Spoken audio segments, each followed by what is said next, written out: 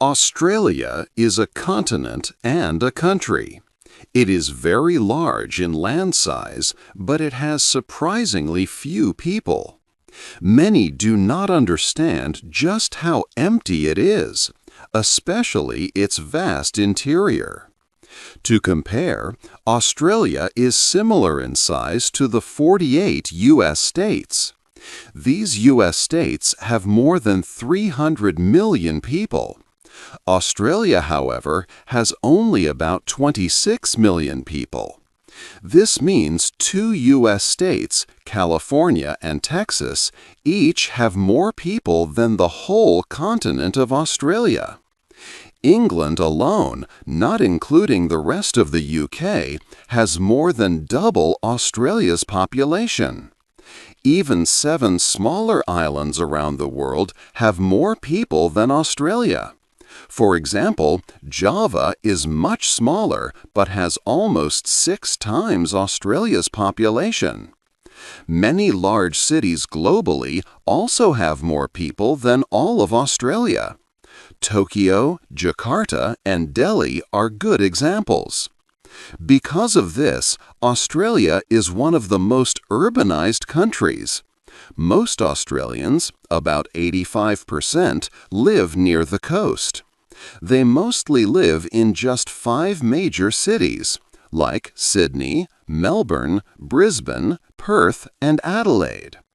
These cities make up a very small part of Australia's total land. This leaves the vast middle of the continent almost empty. Some places show this emptiness clearly. The Shire of East Pilbara in Western Australia is as big as Japan, but has only around 10,000 people. Most of them live in one town. Another example is the pastoral unincorporated area in South Australia. This area is about the size of France, but has only about 3,750 people. This means there are about 178 square kilometers of land for every one person. Then there is Anna Creek. This huge cattle ranch is larger than Israel, yet it has only a few workers. It is the biggest cattle ranch in the world.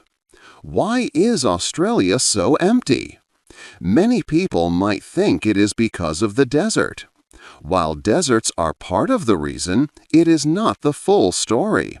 The complete explanation for Australia's low population is more complicated. 2. A dry land. Australia is a very empty place. The main reason for this emptiness is its natural environment. Much of the land is dry and does not receive enough consistent rain to support a large population across its vast interior. Several important factors combine to make Australia the driest inhabited continent on Earth. One reason is the cold ocean currents. On Australia's west coast, cold water flows up from the Southern Ocean. This makes the air above the ocean cool. Cool air cannot hold much moisture, and it does not rise easily to form rain clouds. This means much of the western part of the continent remains dry, creating desert or semi-desert conditions in many areas. In the east, there is a long line of mountains called the Great Dividing Range. These mountains run for thousands of kilometers along the coast. When rain clouds come from the Pacific Ocean in the east, they hit these mountains. The mountains act like a huge wall. They stop the clouds from moving further into the middle of the continent. As a result, most rain falls only on the narrow strip of land between the mountains and the ocean. This leaves the huge inland area behind the mountains very dry, creating vast arid landscapes. Australia also does not have many very tall mountains.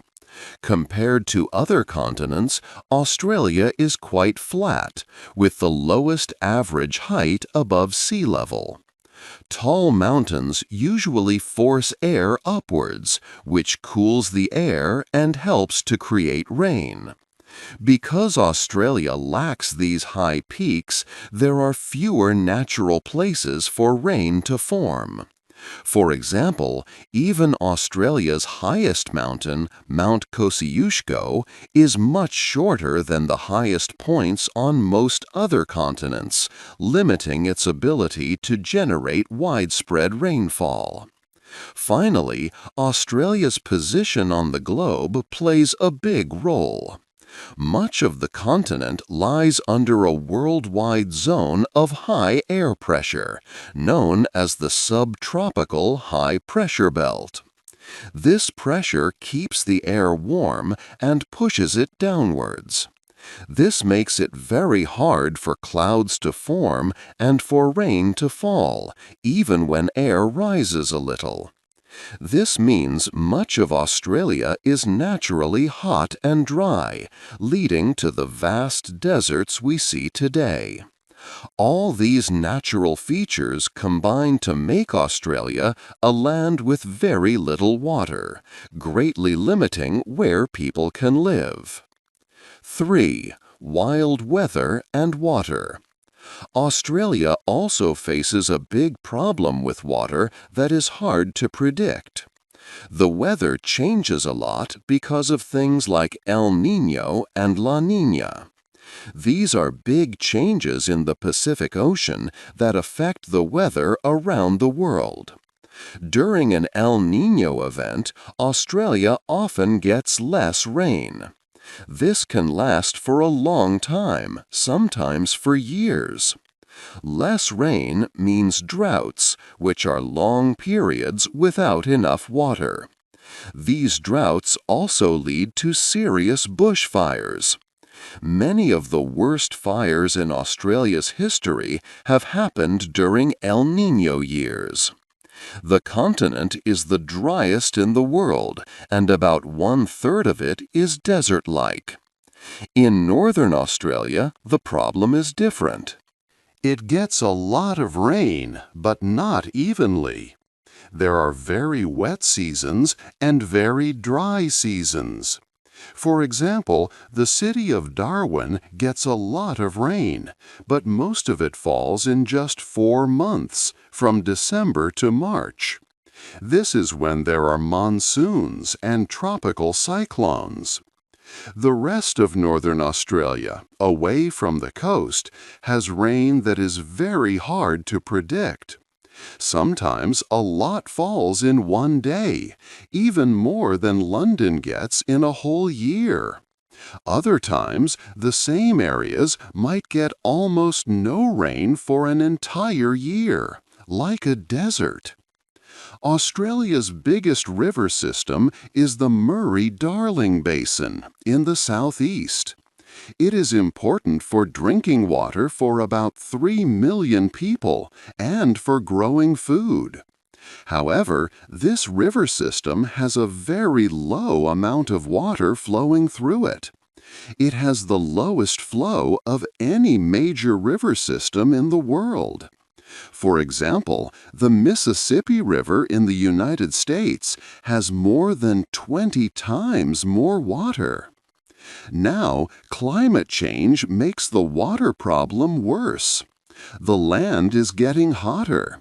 9 of the 10 hottest years in Australia's history have happened since 2005.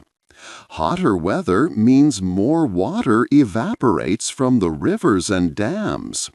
With less rain already, this makes water even more scarce. Some parts of the Murray-Darling Basin can be completely dry for months. This makes it very hard to support a large population across the continent. 4. A land of plenty? After learning about Australia's dry parts and unpredictable water, it might seem like the continent lacks important natural resources. However, this is not entirely true. Australia actually has a surprising amount of fresh water. When compared to many countries with much larger populations, Australia has plentiful water supplies. For instance, it has an estimated 492 cubic kilometers of renewable freshwater resources.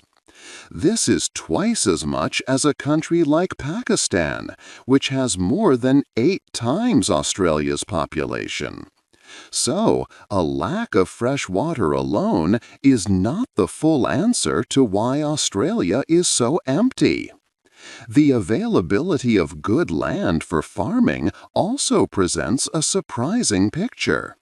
Only about 6% of Australia's vast land is truly suitable for agriculture. At first, this number might seem small. But because Australia is such a huge continent, that 6% still amounts to an enormous area of usable farmland. In fact, Australia has more farmable land than Indonesia, Malaysia, Singapore, the Philippines, Vietnam, Cambodia, and Laos combined. These countries together are home to over 540 million people, while Australia's population is around 26 million. This large amount of land for a smaller population gives Australia a unique position globally. It has the highest ratio of farmable land to people in the entire world. For every person living in Australia, there are approximately 1.9 hectares of land that can be used for farming. To put this in perspective, the United States has a much lower ratio, with only about 0.47 hectares of farmable land per person. If Australia were to reach the same ratio of farmable land per person as the United States, it could easily support a population of over 90 million people. This number is significantly larger than Australia's current population. Therefore, in terms of space and natural resources like fresh water and good farming land, Australia theoretically has the capacity to support many more people than the 26 million who live there today. The main problem is clearly not just a simple lack of resources. 5. The lonely continent. Australia has a long history of being alone. For millions of years, it was like a lost continent. It floated by itself in the big ocean, far from other large pieces of land. This separation caused its animals to grow and change in their own ways. That is why Australia has many unique animals, like kangaroos and koalas, which are marsupials. The first people came to Australia about 50,000 years ago. At that time, the world looked very different. Sea levels were much lower. This meant that humans could walk from a place called the Sunda Peninsula. They walked across a few islands and then reached what is now New Guinea. New Guinea was connected to Australia by a land bridge. This large landmass was called Sahul. The first humans walked onto Sahul. After these first people arrived, they lived largely by themselves. For tens of thousands of years, almost no one else came to Australia from other parts of the world. It was a very quiet and undisturbed time. Then the last ice age ended. The ice melted and sea levels started to rise. Around 10,000 years ago, the land bridge that connected New Guinea and Australia went under the water. This made Australia even more distant and harder to reach. The continent became very isolated. For the next 9,600 years before Europeans arrived in the 1700s, very few outsiders visited. There were only two known times when people from other places might have come. One time was when dingoes, a type of wild dog, came to Australia about 8,300 years ago. They probably came from New Guinea with some human visitors. Another time, about 4,000 years ago, people from South Asia might have met with the people already living in Australia.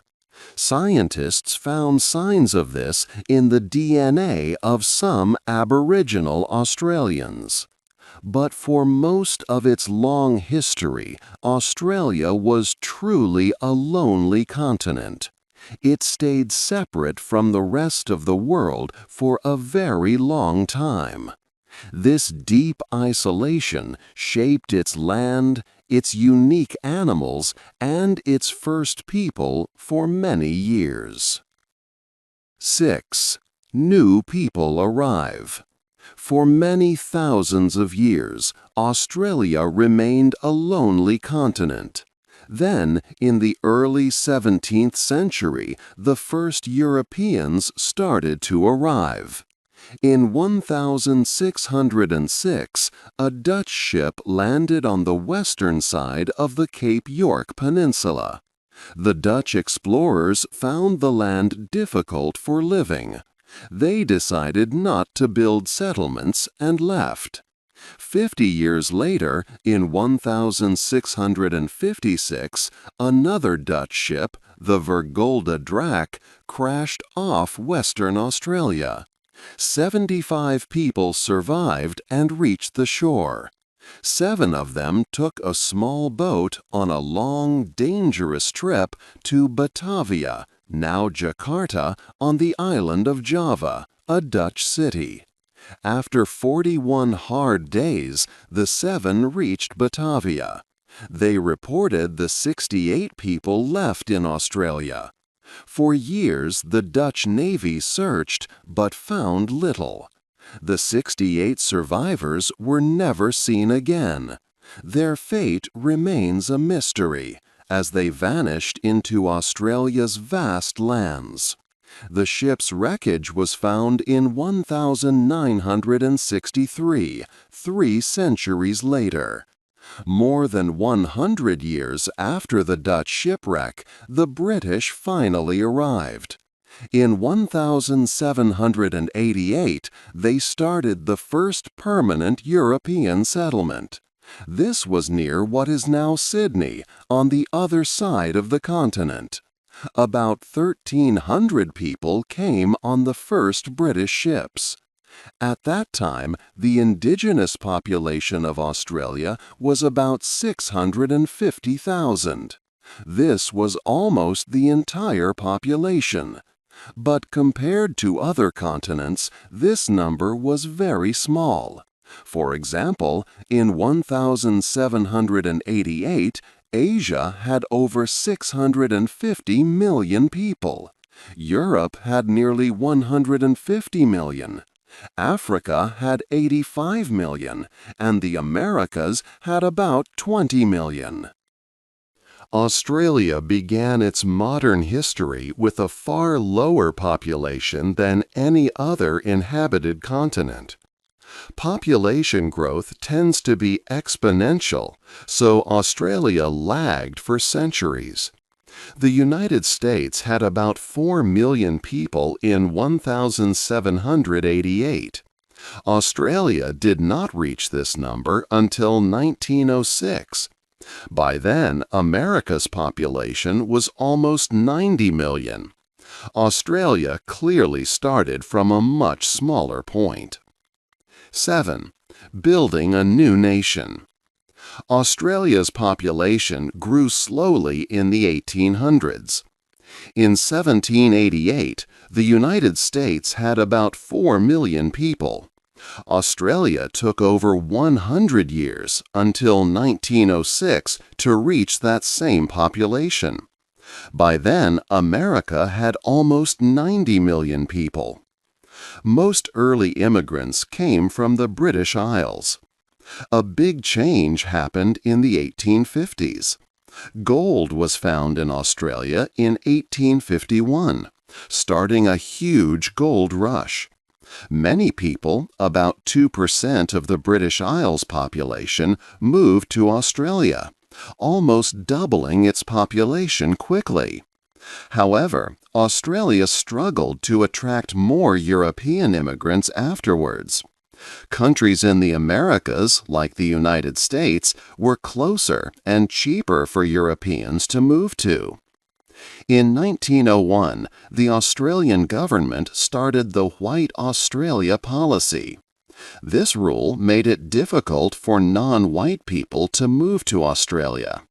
It stopped immigration from Asia and Africa, preferring white Europeans, especially from Britain. Few immigrants came for decades in the early 20th century. During World War I, Australia's population even shrank as many men did not return from fighting in Europe.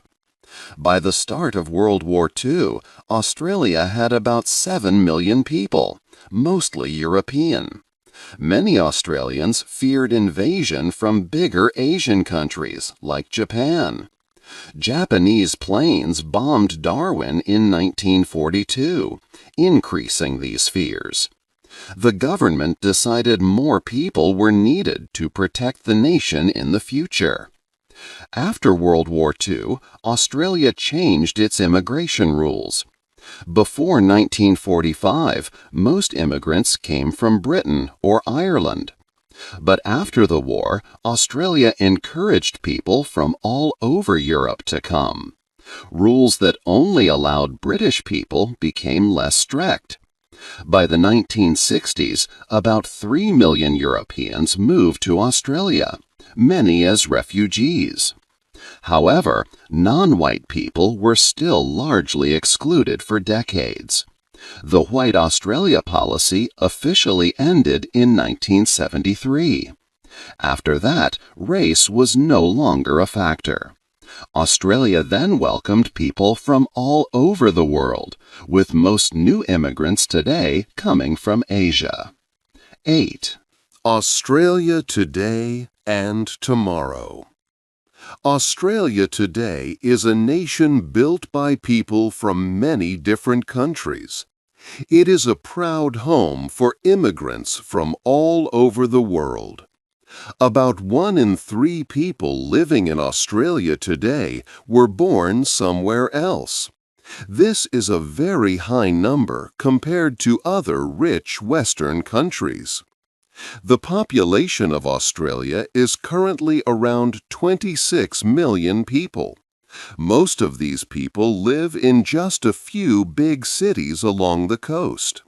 In fact, about 90% of Australians live in small urban areas. Half of all Australians live within just 50 kilometers of the ocean. This means that much of the vast land in the middle of the continent is still very empty. Experts think the country's population will grow to about 36 million by the year 2050. Much of this growth will come from more people moving to Australia from other parts of the world. However, Australia faces many challenges because of its environment. The land is often dry, and water can be hard to find. Rivers sometimes dry up, and droughts happen often. Climate change makes these problems even worse, bringing higher temperatures and less predictable rain. Australia must work hard to grow its population while facing these environmental difficulties. Despite these environmental challenges, Australia is a very important food producer for the world. It is one of the biggest exporters of farm products. For example, there are 4 times more sheep than people in Australia, making it the world's second largest producer of sheep and wool. It also produces a lot of beef, almonds, and lentils. More than half of all certified organic farmland in the world is located in Australia. This shows how important Australia is for feeding people globally. The country's future will be shaped by how it handles these unique environmental conditions and welcomes new people. What do you think is the biggest challenge for Australia's future? Hey there! Just a second before you go. If you learned something new today, please give this video a like, write your thoughts in the comments, and subscribe to the channel. It only takes a second, and it really, really helps to create even better English videos for you. Your support means the world. Thank you.